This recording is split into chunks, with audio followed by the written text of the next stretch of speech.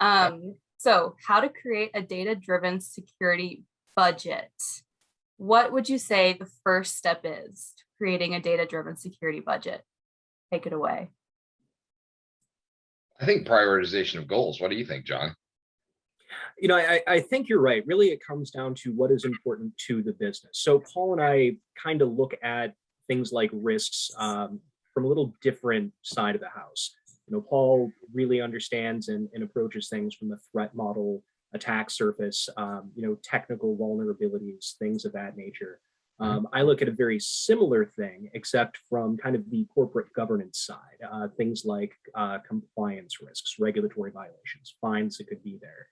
But at the end of the day, even though we're looking at it from two different contexts, there is a tremendous amount of overlap, particularly related to threats to your bottom line of your business and how risk could be fines or someone getting into your system and getting your corporate data. And that data really should define, how you approach the concept of a security budget.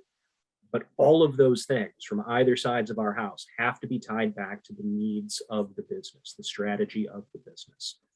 Paul? Right. Yeah, I mean, that's absolutely it, right? Understanding, this comes back to the unsexy part of security, right? We've talked about it a million times. Kind of an inventory, right? You need to know what your goals are going to be and what you have to defend and what kind of resources you need to be able to defend those things. So having a clear picture of what your attack surface looks like informs those decisions on what has to go in the budget, what becomes a requirement, what becomes a want to have, and what becomes a nice to have, right? So, I think there's a lot of time that's not really, I'm getting a lot of notifications over here. Come on, I'm going to just close Outlook out for a minute. All right. There's a lot of environments where that doesn't happen well. And we see it in the practical security sense, as well as, in that same situation. If you don't have that inventory and that footprint solidified, then, you're going to miss things that you need, right? In your planning for your budgets, as well as your planning for security. So. Gotcha. So it seems like the first step is probably to understand what business objectives are. And could you delve a little bit more into what those would be and how someone could go about finding out what their business objectives are? So how do you make money? Plain and simple. What areas of your business are your primary revenue generators? And what is the environment in which you have to operate to do those things? Obviously, this is going to be much more highly regulated in the financial or healthcare industries. But across the board, there are other risks, data privacy things that you have to comply with, and all of these really do help shape as you're doing business and defining what do you need to protect the most. There are other concerns and factors that need to go in as well, above and beyond how do you have a really robust technical security program. You really need to take a step back and holistically figure out what are your primary drivers of revenue and what are all of the things that could potentially impact those, be them external laws or regulations down to technical vulnerabilities on the material systems that keep them running. Would you say that people or companies, organizations often do the bare minimum? So they do basically, if they have some compliance they have to meet, they only do, Paul, they only go along with whatever cybersecurity, I guess, service or software that they need to meet those compliance. Is that common or? So I will give a high level response to that, and then I'll turn it over to Paul for some color commentary. Great. Yes. Looking at PCI is the prime example. It is a set of compliance best practices that do not wholly holistically represent what information security needs to be. As you said, it is a bare minimum of things that are established by an organizational body that is defined you must do these things. It does not take into account actual facts on the ground. It does not take into account, actual nuance of how people operate. But all they can think about is setting off those PCI checkboxes and don't really dive down too much deeper because you can assume I'm PCI compliant, I must be secure. Something we like to highlight internally is there are organizations that have had major impactful breaches the same year they became PCI compliant. What are your thoughts, Paul? Compliance is the baseline. It is the bare minimum you should be doing, right? If you hit compliance, then you should consider yourself okay to do business, but not necessarily secure. When you have to reach beyond compliance to actually get security in place, right? So compliance is great. Don't get me wrong. I'm not trying to a lot of people on my side of the aisle in this industry will throw compliance under the bus like it's stupid. No, it is needed. It is required. It is a baseline for us to build from. It is the foundation of everything else you do. But doing only compliance will get you into a state of a false sense of security. You're going to have vulnerabilities that aren't getting patched on a regular basis. You're going to have unknown attack surfaces crop up that may not have made it into your compliance work at all, right? It comes back to that inventory thing I keep talking about. I know I talk about that a lot, but it's something that we don't talk about enough. I mean, as an industry, it's like just having an inventory. And there's another side to that too. You know, maybe you don't worry about the inventory so much because you got to go now. You need to fix things now. That's true too. But it's the thing you miss that's going to get you. So while compliance covers some of that, you know, you've got to mature those programs and those processes, your tactics, techniques, and procedures as a defender, not an attacker. Those have to be matured as well in order for you to keep progressing, getting better at what you do. As new threats emerge and new threat actors emerge, and they have different techniques, you've got to adjust to that. And compliance doesn't do that, right? Compliance doesn't do that for you. So the other side of that is we, as an industry, need to rely less on product. We do a lot of that. You know, products are good, but you also have to have the talent running those products and managing them to make them effective, right? If you just go buy an EDR solution and you put it in place, well, that's great. You've got an EDR, but somebody better be managing that thing, or else you just put yourself back in that false sense of security, right? You're spending money for nothing. So budgetarily, you need to make sure to prioritize the talent that you're getting on your team, whether that be internal or contracted talent or whatever. That's a big part of this that you need to make sure you have in place, because honestly, to me, having the right people running the show is way more important than what tools you're using, because there's tons of tools out there that'll all fill that gap at different price points. Some are even free. I mean, free, you know, you still got to manage those, right? And there's usually overhead with that. But, you know, you start looking at that, and with the right staff, you can get very aggressively defensive.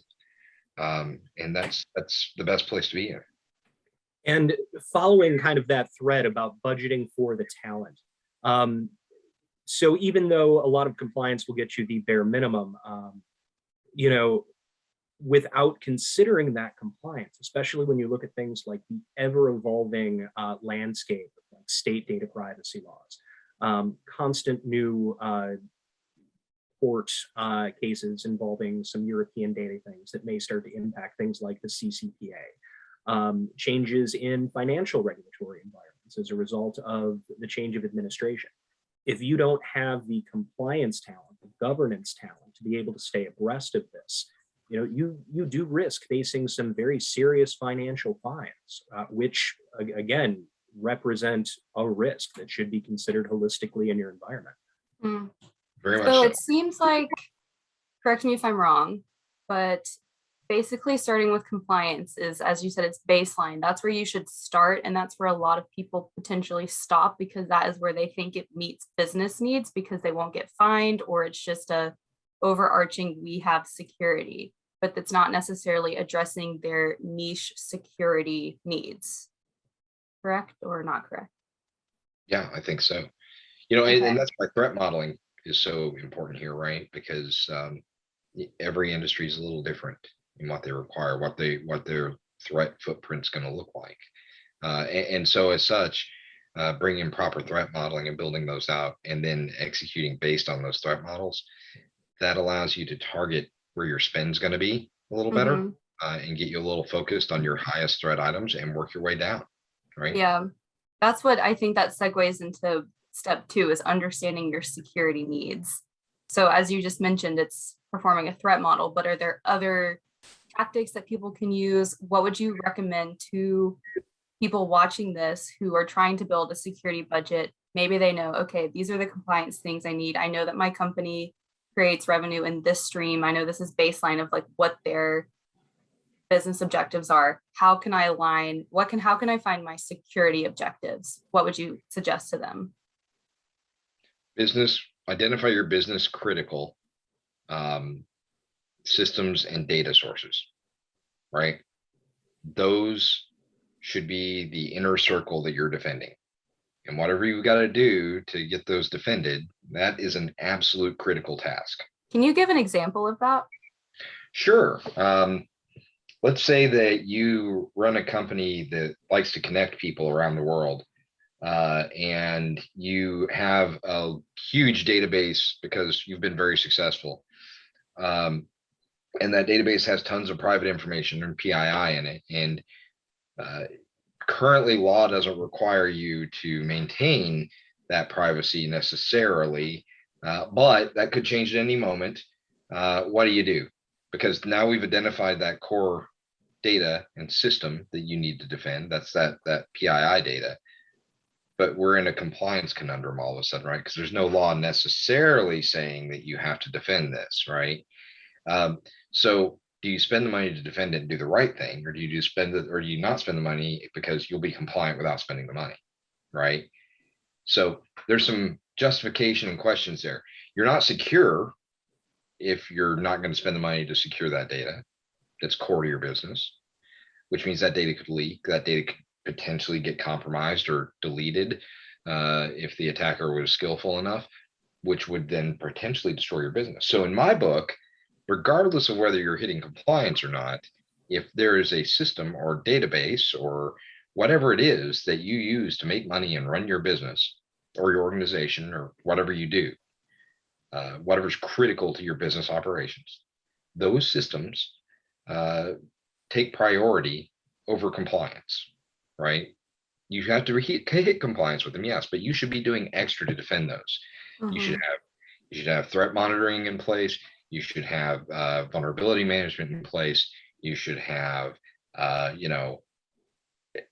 you should be building out systems to do detection and response, and hiring appropriately to manage all of those systems, right? So there's overhead there that a lot of people don't think about. It's like, oh, I can pay the licenses to get an EDR. That's great.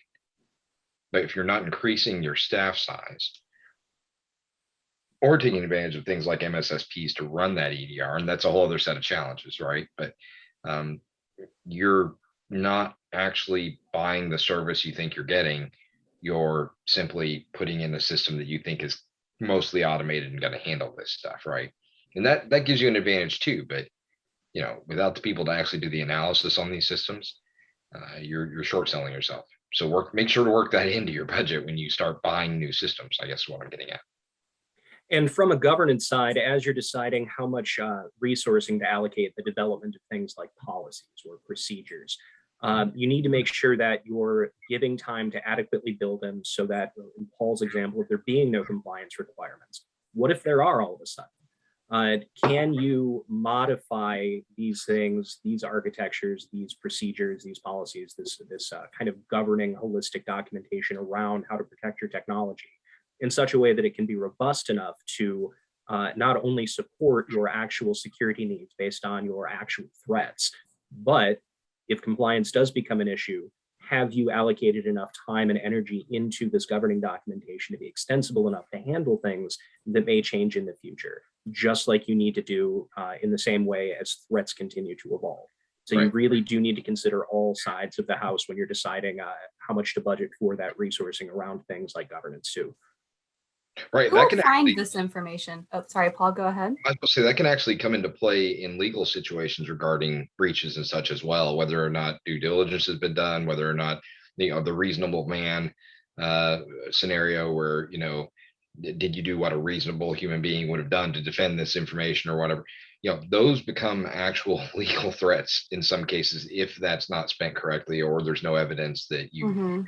things. So absolutely, that's critical. John's right. No, It's backing him and up. a good example of that also, look at the financial industry, for example, Gramm-Leach-Bliley Act, state notification laws. There are fundamental differences from state to state around something as simple as how soon must you inform a customer and how must you inform a customer, be it written, email, phone, it's all different. A lot of organizations, especially smaller financial institutions, again, just as an example, have adopted the strategy of when an event happens, we will look up where all of our customers live across our footprint, figure out what the state notification laws are at that moment, because admittedly, they do change all the time, and then figure out how to send out those notifications in the event of a breach. Now, have you budgeted enough money to your legal team to support that strategy in the event of a breach? Or are you just counting on, your general counsel being able to give money to external counsel to be able to facilitate it? Again, do you have the money stocked away in a security fund in the event that something like that happened? Oh, wow. So it seems like a team of people is needed to gather all of this data to then present it to the executive team to be like, these are the types of, so this is what we suggest us cover, and this is how we suggest us cover it. Is it often that people use a service like VERSPRITE, or do a lot of companies have an in-house person or team of people that does this? Goes both ways, right? I mean, I've seen organizations where this is, an up through the manager sort of thing into the director's role and then up to VP, that sort of hierarchy, if you will. I've seen that in a lot of places. I think places like VeriSprite do best to, consult and enable that decision-making process, right, on what you should cut or what you should leave in that budget at the end of the day. And John's probably over here like, nope, that's not how it works. We're GRC, we do it different, and that's cool because I don't really want to live in that world so much. So, but it's it's if it's internal, you've got that sort of I guess duties are going to get allocated downstream, and then you're going to have it bubble up, and then at each layer something gets cut out, right? So you lose it as you go to the top. I find that to be a far more vicious approach than having an external consultant or somebody there on that process, because usually they've got the full list of everything, and then they have more of a holistic picture of, oh, well, this thing that got cut out at tier 1 on our other model of this exercise actually is cheaper and gets us the same thing as this. So we've got a different model, right, that we can do, maybe even save money, maybe make a little more money out of, or save money, I shouldn't say make, but maybe, on the other side of that, maybe be able to justify some of that spend a little better too, right? Yeah. So it to me, for a security organization, having external consultants that can help design that requirement and that budget and the justification, not to mention using things like pen test results, threat and vulnerability management results, so on and so forth, using those findings to justify what you need, right? Say, look, we've got these weaknesses, we have them documented, we know about them. That puts us in a legal situation where if we know about these weaknesses and we do nothing to fix them, we're not meeting our due diligence if we do get hit. So there becomes a legal risk that we need to be able to fix, right? We have a question from the audience. Okay. So there should be a security emergency fund separate from the regular budget to have just in case there's an incident. Question. So the entire concept of an emergency fund, I mean, that all fits into the central budgeting decision, right? From top to bottom. What is your revenue? What are the threats to your revenue? Not only your revenue streams, your processes, your systems, your data, but just your doing business. What kind of potential regulatory fines could you be facing if you don't properly secure and make sure that you're doing everything that you have to do? What sort of reputational risk would you be facing if it got out that you were breached and that certain data was exposed? Or to Paul's point, that you weren't doing that due diligence to identify and remediate those issues as they came. But getting into topics like cyber insurance or an emergency fund, All of these are just different approaches that you can take based on your specific business model, your specific business needs, your specific business strategy. I mean, all these are just tools in a toolbox. No one is going to be any more valid than any other, as long as it sufficiently mitigates the risk down to the appetite of the risk appetite of the organization. And so really each going to be unique for each business, but to really get down there and make sure that you're just not buying the shiniest toy or having the cleanest audit. Going back to how we started the conversation, it all comes down to what is the most important thing for your business. Mm-hmm. Only then can you start to even look at these other strategies and figure out what is the best way to protect yourself. Yeah. So- I only have one argument there. Everything you said is accurate until you have to turn a screw with a hammer, right? At which point tools do matter. But overall, as long as you have a tool in each one of those categories you require in your model, right?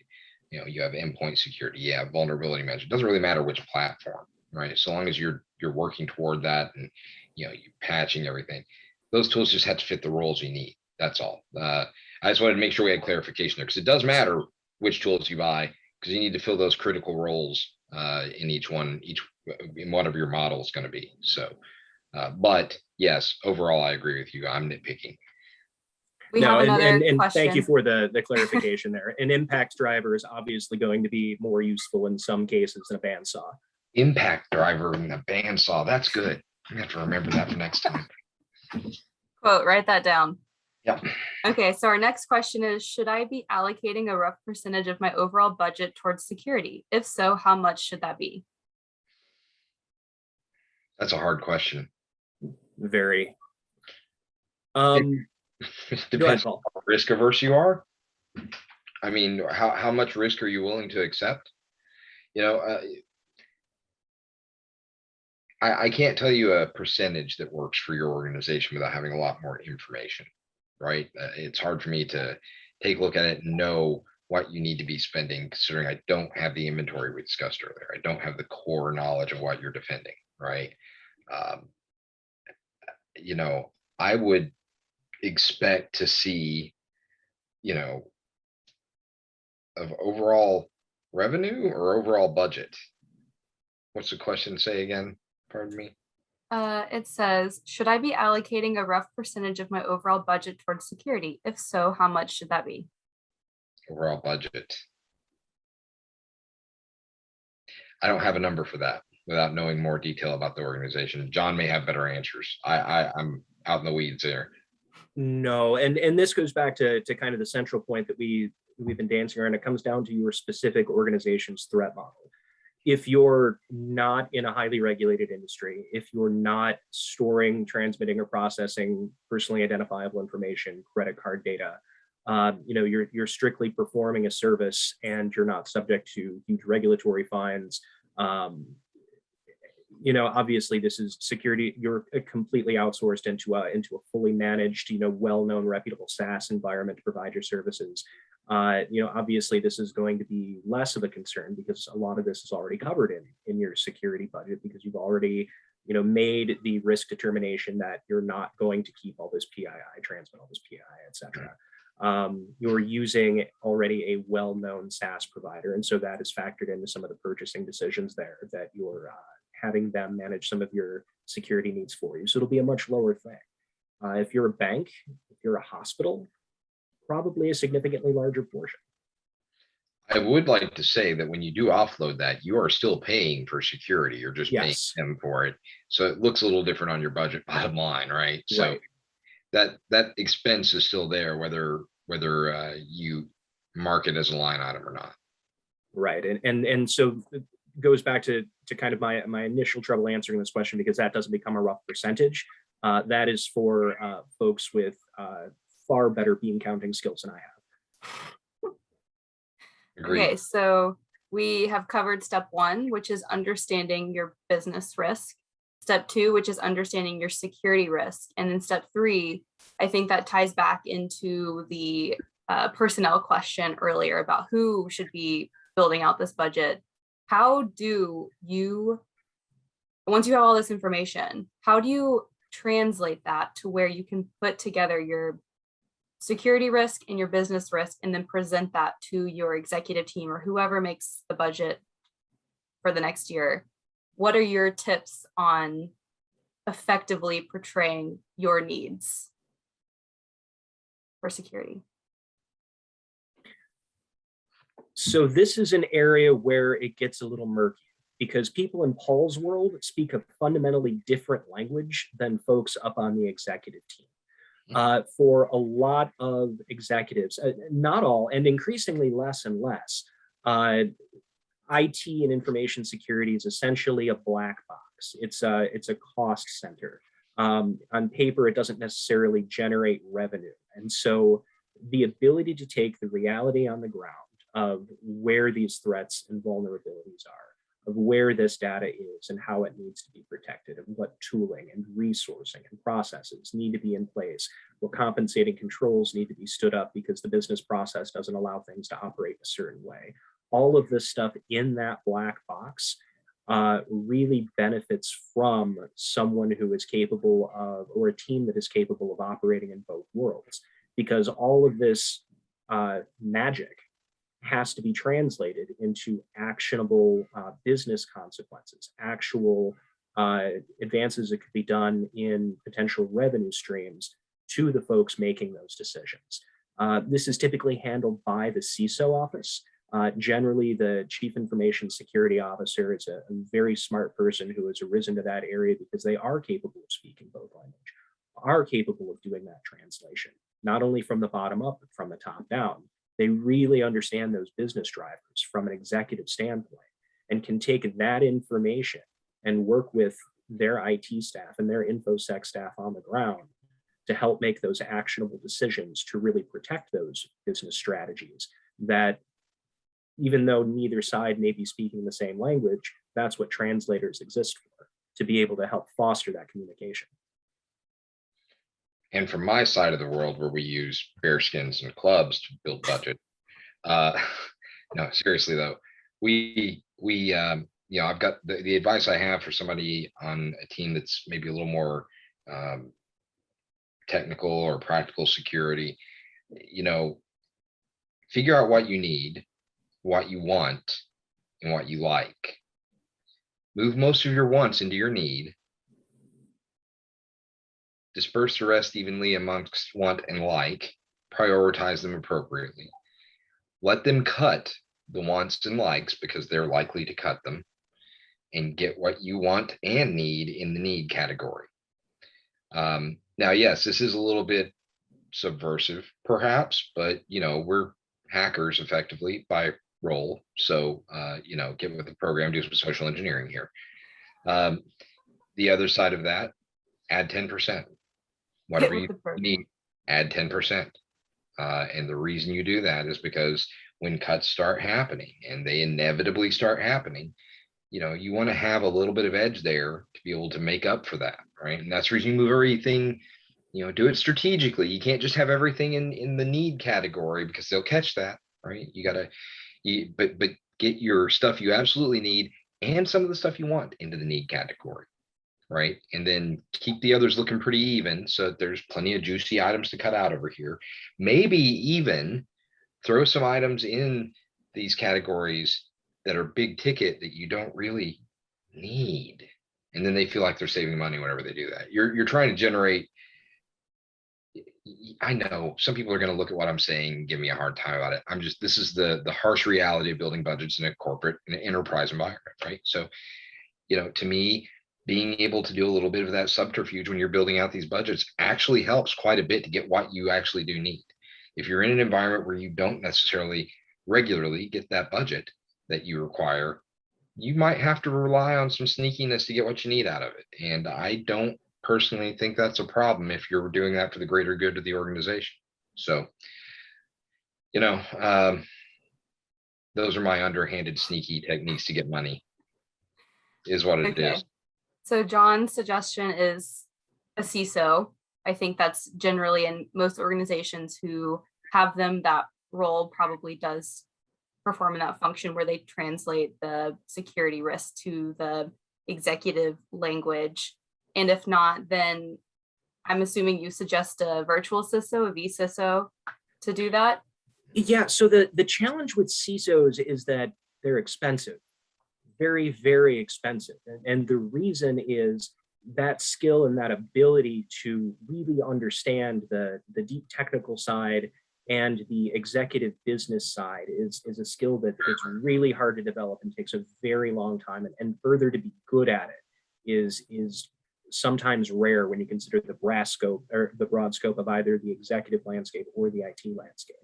The vCISO is an interesting concept because it allows you to, once you're an organization that has kind of crossed over that threshold of, well, now we have to start caring about regulations, we have to start caring about compliance, we have to start caring about security. And you need that kind of guidance, the ability to get that translation, to set those budgets and get what you need to help set prioritization, but can't afford all of that money for a full-time CISO because you're still small enough that you don't need them day to day. The vCISO really allows you to have that expertise to get that as you need that, to help set those expectations, to deliver those messages.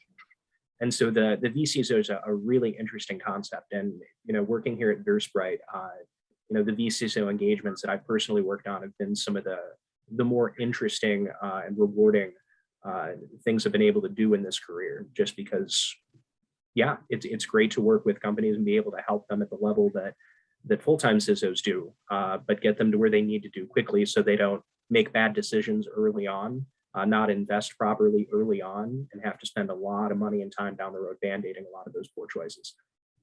Gotcha. So from a higher level, it would be CISO. If CISO is not readily available because of budget constraints or other factors, virtual CISO is probably the next best option. And it's not necessarily an either or.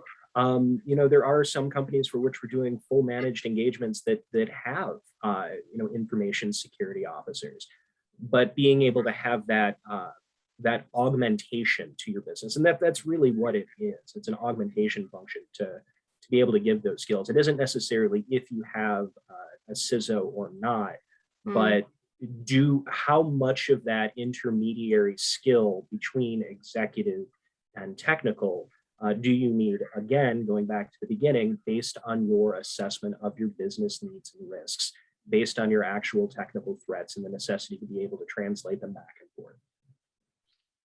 Right. Yeah. And from our side, I want to be clear, because it sounded like you just told Ray to cheat. And that's not what I was getting at. That's part of it. It was social engineering. You were just going well, and so if I may preempt, Paul, I wouldn't necessarily, sorry for interrupting you, I wouldn't necessarily call that cheating. And while I cannot authorize that as the only strategy for negotiating a security budget I'd recommend, I must say that it is often an effective one. But really from a security organization, what if you don't have that? What if you don't have that translation of being able to put these things into actionable needs for the business? There are, if these folks only understand, the dollars and cents of these business decisions, one way or the other, what Paul has said could be an effective strategy in that environment. That said, sorry, Paul, but sometimes I don't necessarily know if that would be the optimal one, particularly because if it is that deep of a black box to management, they may not even get it at that level. Yeah, no, you're absolutely right. It's not an optimal situation to have to use tactics like that ever for either end of the equation, frankly. And that is where CISO and vCISO roles come in. From the other side of that, though, use your threat models, right, to drive what you prioritize. That's really what I'm trying to get at. I make jokes about all the rest of it, half jokes. I've had to do it, so it's not entirely a joke. But use those threat models to define what you're going to prioritize and what needs to be at the top of your list, right? So absolutely, that way you know which hills to die on when you're trying to get that budget through. Gotcha. And do CISOs often also ask for a 10% increase because they're expecting cuts? That's I don't standard think practice. I don't think that's just CISOs. I think that's everybody in an organization if they know what they're doing. Because if you don't have that 10%, They know what they're doing. They're adding on Well, 10%. look, I mean, it is your job as part of an organization to secure the resources you need to be able to do what you have to do. There is always going to be a cost overrun somewhere, right? There's always going to be. You will look better at the end of the day if you have accurate numbers because you said 10% higher, right?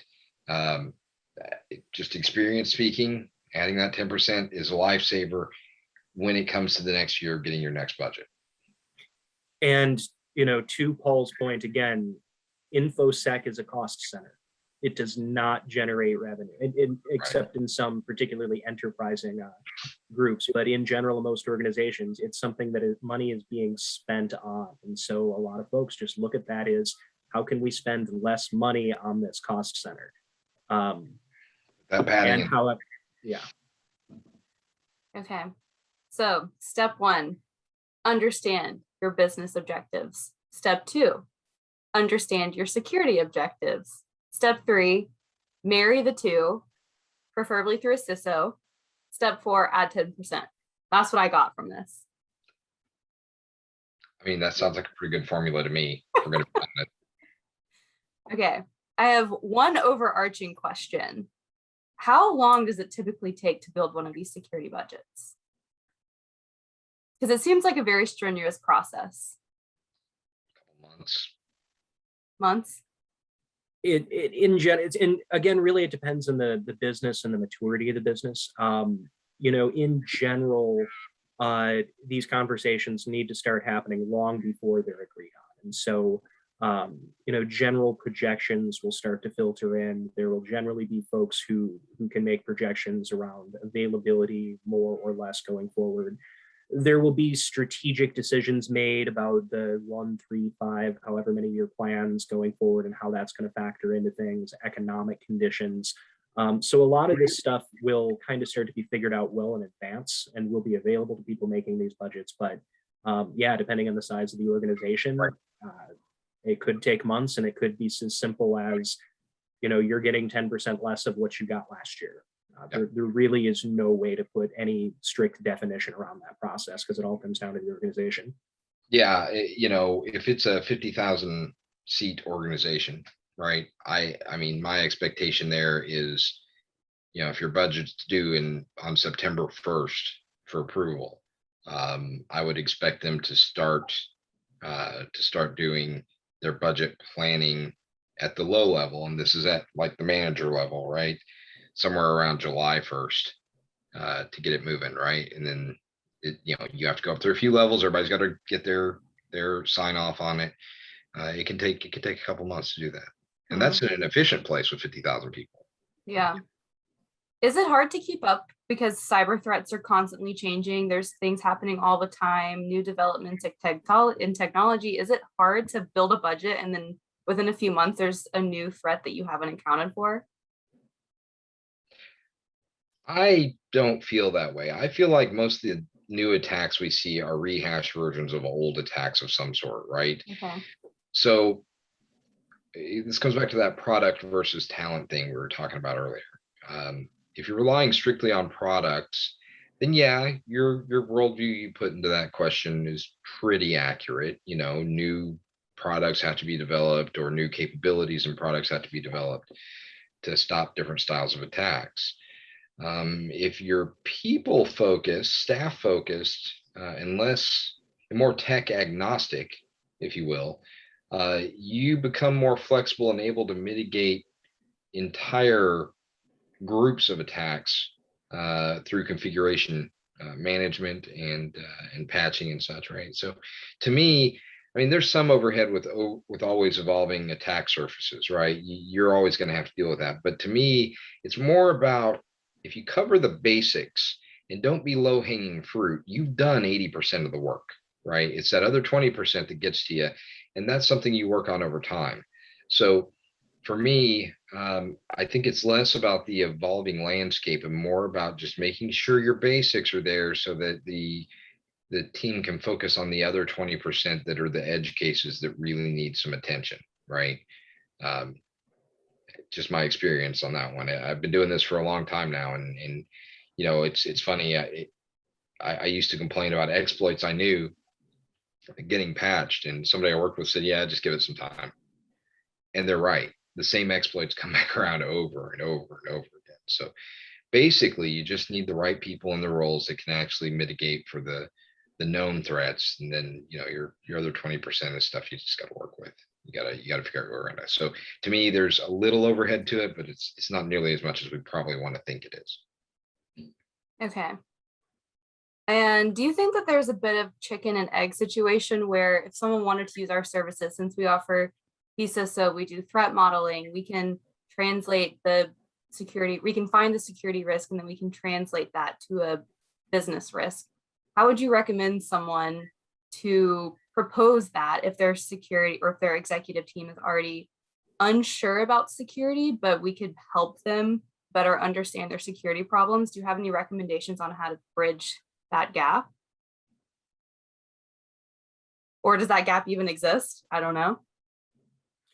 Well, it comes down to a dollars and cents thing. Having an organization that specializes in some of the things that we do, for example, from a budgetary standpoint, it is necessarily going to cost less money to have a team of experts come in, take a look at what you have over a limited scoped defined engagement, than to hire, train, maintain, purchase all this tooling, purchase all of the licensing over time, support it, maintain it, stand up the infrastructure to do so. Going back to that pure dollars and cents standpoints, we make sense to start things off. And then we have that report to go back to management and say, here's why you need to start taking your information security program more seriously. Here is the roadmap to help you get to where you need to be to meet your business goals.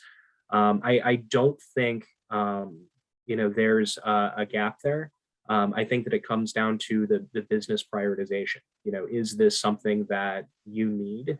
And it's a whole lot easier to argue for a group like VERSPRITE to come in and help with that, facilitate that, than to get all of those resources to build out your own complete security operations center and your own compliance department, for example.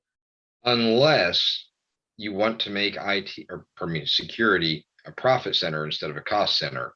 Because I've seen that model before where a company does spend the money and time to get those resources together, and then they start reselling those capabilities to affiliates to generate cash flow so that they're not budget negative anymore. They become budget neutral, or even in some cases a little bit profitable. So, but that's a lot of work.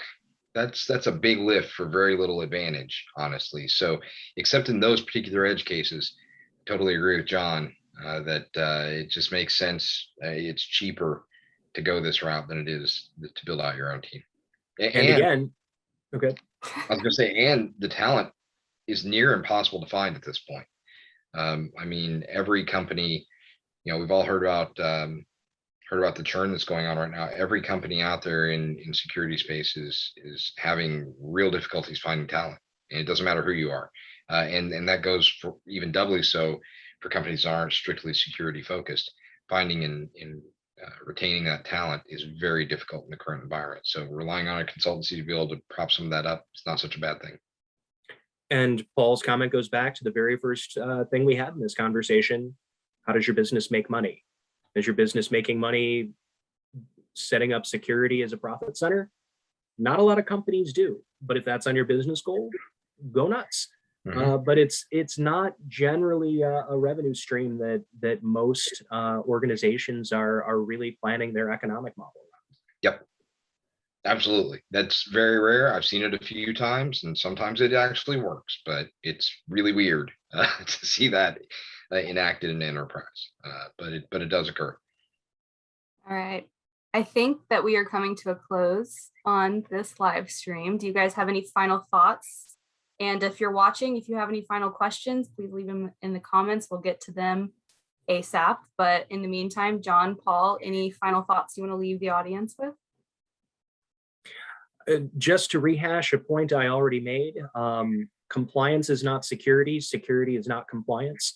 Your program and how you're making the decision to really budget around them, analyze your risk, and as you're deriving that data to help inform those decisions, you really do have to consider compliance risk as much of a risk as a potential breach and exploit. They're both necessary, but not sufficient. Yeah, I have to double down on that. They are not the same thing at all. Both matter.